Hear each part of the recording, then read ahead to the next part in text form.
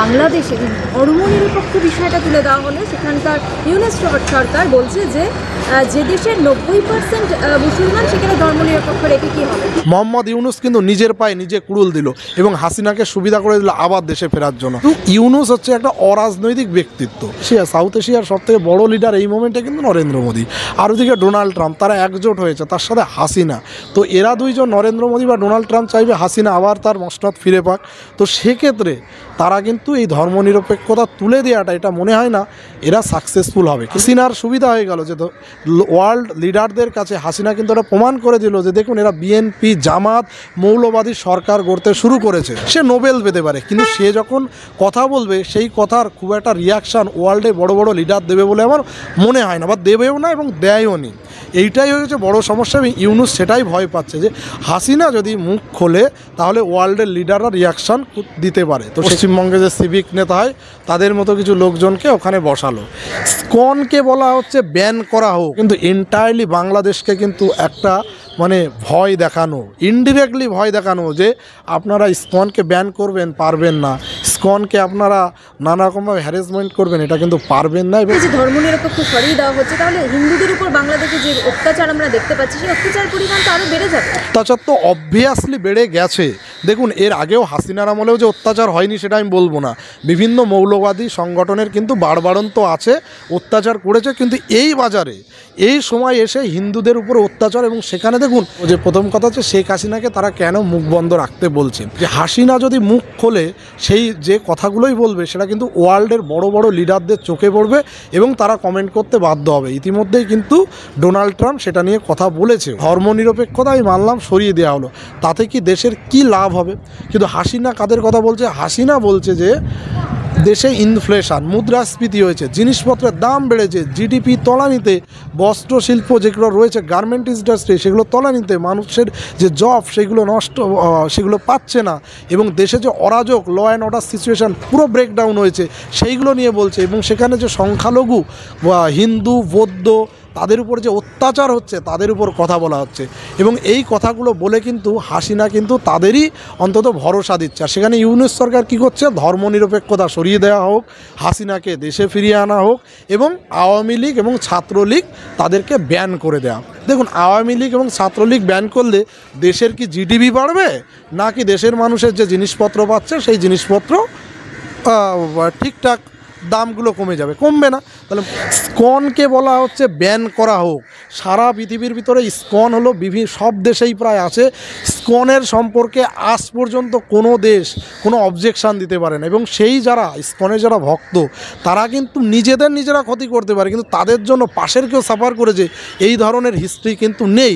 এবং বাংলাদেশে যেভাবে মৌলবাদী সংগঠনগুলো কালকে বলেছে ইসকনকে ব্যান করা হোক, নাহলে রাস্তায় দাঁড়িয়ে তাদের জবাই করা হবে, মার্ডার করা হবে, এই যে সমস্ত কথাবার্তা বলেছে সারা বিশ্ব কিন্তু এই নিয়ে কিন্তু তোলপাড় হয়ে গেছে। এবং একটা জিনিস দেখুন, ধর্মনিরপেক্ষতা হাসিনা কেন রেখেছিলেন? দেখুন ধর্মনিরপেক্ষতা, এখন যদি বলেন যে হাসিনার টাইমে ধর্মনিরপেক্ষতা ছিল, কিন্তু তাতেও মৌলবাদীর বাড়বাড়ন্ত ছিল। হ্যাঁ, সেই আমলেও মৌলবাদীরা ছিল, এই আমলেও মৌলবাদী ছিল, কিন্তু এই মৌলবাদীর বাড়বাড়ন্তের ভিতরে ডিফারেন্স আছে। তখন হয়তো হিন্দুরা কিছুটা বলার জায়গা পেত, আর এখন কিন্তু বলার কোনো স্কোপ নেই। তারা পারলে হিন্দুদের বের করে দিত। তাহলে ধর্মনিরপেক্ষতার স্ট্র্যাটেজিটা কি? ধর্মনিরপেক্ষতা যখনই একটা থাকবে ইন্টারন্যাশনাল লেভেলে কিন্তু তাদের একটা অ্যাকসেপ্টেন্স থাকে। এই মোমেন্টে ধর্মনিরপেক্ষতা সরিয়ে দিয়ে যদি শুধু ইসলামিক কান্ট্রি করতে যায় ডোনাল্ড ট্রাম্প বা পৃথিবীর বড় বড় লিডাররা, এটা কিন্তু রাজি হবে না। মোহাম্মদ ইউনুস কিন্তু নিজের পায়ে নিজে কুড়ুল দিল এবং হাসিনাকে সুবিধা করে দিল আবার দেশে ফেরার জন্য। আর ভারত কি করছে? ভারতের আমি বলে দিই, দেখুন এটা হচ্ছে all about Jio politics. Bharat তো চাইবেই তার পাশের স্টেটকে, পাশের কান্ট্রিকে ঠিক করার, তাকে স্টেবল করার। আপনারা জানেন কি না জানি না, দেখবেন যে নরেন্দ্র মোদী 2-3 দিন আগে মহারাষ্ট্রের কোনো একটা অনুষ্ঠানে সেখানে গিয়ে দেখবেন যে তার সাথে ইসকনের সাধুরা তার সাথে ওই খোলকর্তান নিয়ে গান করে তাকে মানে তার সাথে হাঁটছেন। এইগুলো আমার যেটা মনে হয় এটা প্রধানমন্ত্রী নরেন্দ্র মোদী বা দেশের আমাদের যে এক্সটার্নাল অ্যাফেয়ার্স মিনিস্ট্রি আছে এটা কিন্তু তাদের স্ট্র্যাটেজি। তারা এটা প্রমাণ করতে চাইলো যে আমরা কিন্তু ইসকনের পাশে আছি।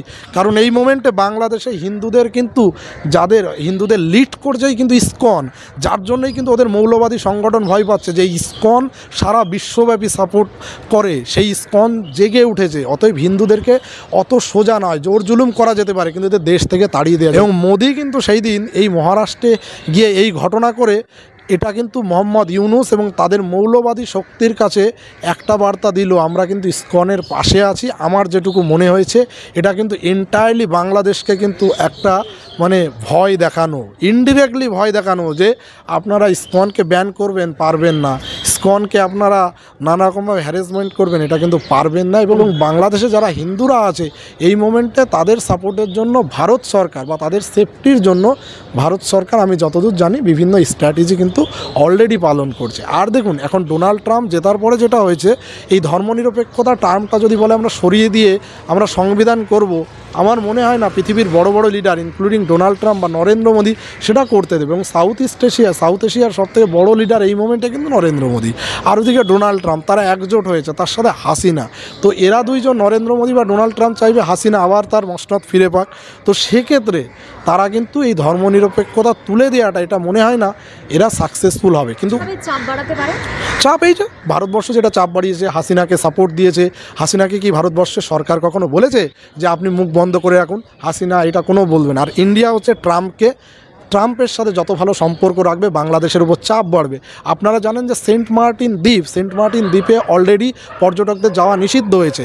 এবং ঢাকা বিশ্ববিদ্যালয়ে যেখান থেকে এই ছাত্র আন্দোলন শুরু হয়েছিল সেই সমস্ত ছাত্ররা কয়েকদিন আগে কিন্তু বলেছে সেন্ট মার্টিন দ্বীপে কেন পর্যটক যেতে দেওয়া হচ্ছে না। এবং অন্যান্য লোকও কিন্তু কথা তুলতে শুরু করেছে এবং তারা কিন্তু অলরেডি জেনে গেছে, বুঝে গেছে। এবং বাংলাদেশের একটা পোর্শন মানুষ বুঝতে শিখেছে যে এই যে সেন্ট মার্টিন দ্বীপ দখল করা বাইডেন এবং ইউনুসের কিন্তু একটা প্ল্যান। এবং ইউনুস এবং বাইডেন কিন্তু ইচ্ছাকৃতভাবে একটা অন্য উদ্দেশ্য নিয়ে এই হাসিনা সরকারকে সরিয়েছে। এতে কিন্তু দেশের মানুষের ভালো হবে না, এটা কিন্তু তারা বুঝতে শিখেছে এবং সেটা নিয়ে আস্তে আস্তে কিন্তু প্রতিবাদ তৈরি হচ্ছে।